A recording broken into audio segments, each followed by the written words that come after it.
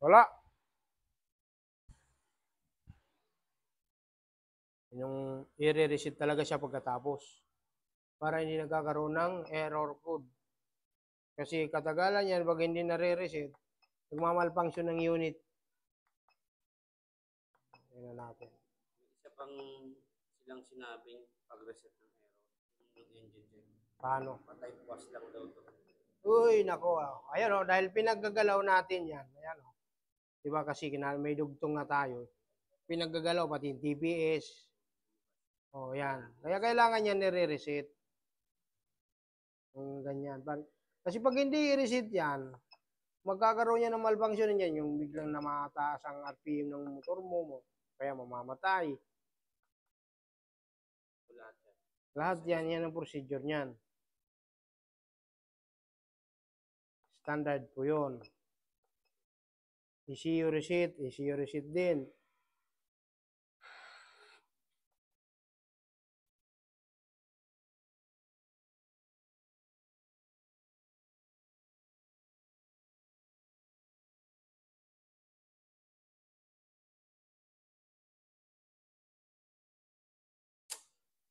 Mayroon pa.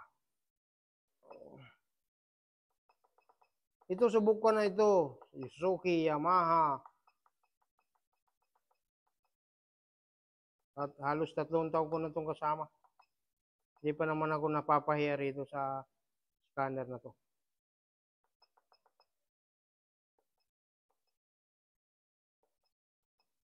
Ayan o, wala na.